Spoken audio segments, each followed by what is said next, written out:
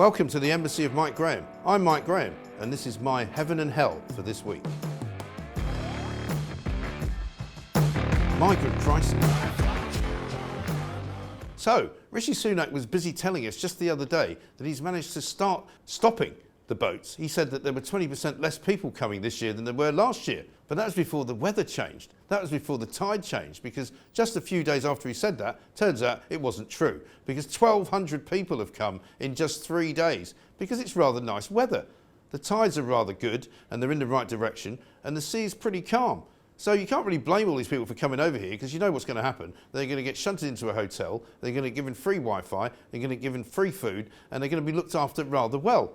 So I don't really blame them, but I do blame the government for not sorting this out, because if they don't sort it out soon, and if they don't stop all these boats coming soon, they're going to be in hell.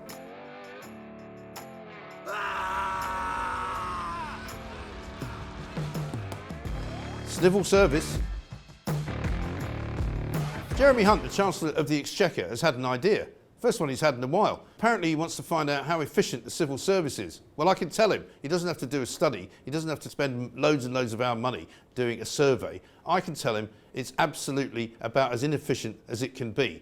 Not only do most of the people in the civil service not even bother going to work anymore, most of them work from home and do nothing at all. They spend their time walking the dog, watching Netflix and eating cheese sandwiches. So I can tell you this, the DVLA, when they're not on strike, managed to lose most of the stuff that gets sent to them. The Passport Office was taking 10 weeks sometimes to give you an emergency passport. And what we know about the Home Office is that it is absolutely not fit for purpose. So, Jeremy, don't waste your time. Don't bother asking anybody else. Just ask me if you want to make the civil service heaven.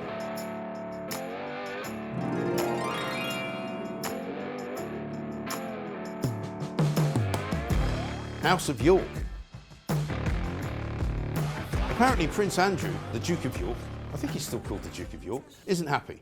Well, I wouldn't be very happy if I was him either, because he's basically isolated on his own and not allowed to go anywhere. He's now saying not only can he not go anywhere because nobody wants him to, he doesn't want to go anywhere either. He's worried. He's living in a place called Royal Lodge, which has got about 30 rooms in it. He shares it with his ex-wife, Fergie. Not sure why, nobody really knows why, but she likes him a lot. Anyway, he's basically said, look, I can't go outside because if I do, I'm worried they're going to change the locks and not let me back in.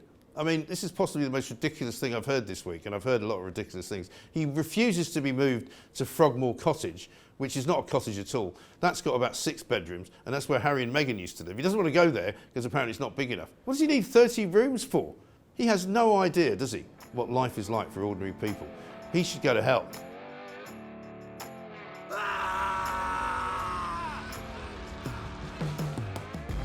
Sheffield steals it.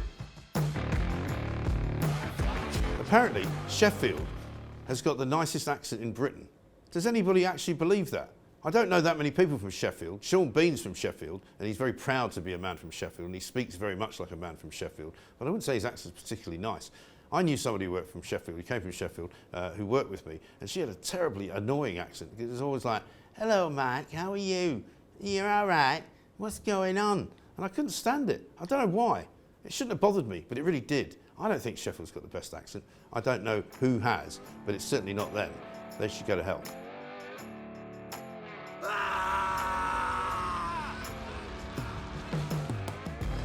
Frozen out.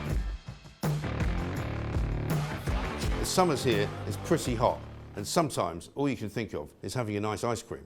But if you live in a certain part of southeast London, you're not going to be able to buy one at an ice cream van on the street anytime soon. Why? Because the measly council have decided to ban ice cream vans. So no matter how hot your kids get, no matter whether they like the sound of the tinkling of the bells, they won't be going there because apparently it's bad for the environment. Yes, that's right. Unfortunately, because you've got an ice cream van that runs on the power of the engine, in order to keep it cold, in order to keep the 99s actually coming out without being milk, you have to keep the engine running. And so, of course, the geniuses in this council have said, well, it must be bad for the air quality, so we better just ban them altogether. Why don't they make some electric ice cream vans then? Would that be all right? Would that be okay with you? They'd probably cost about £500,000, and you'd have to charge about 60,000 for each ice cream to make it worth their while. Have you seen the price of them, by the way, lately?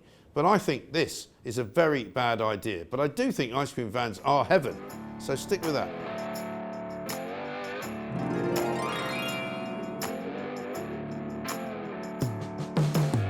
That was this week's Heaven and Hell with me, Mike Graham. Don't forget to join the Embassy of Mike Graham next week and every week. Like it, share it and subscribe to it.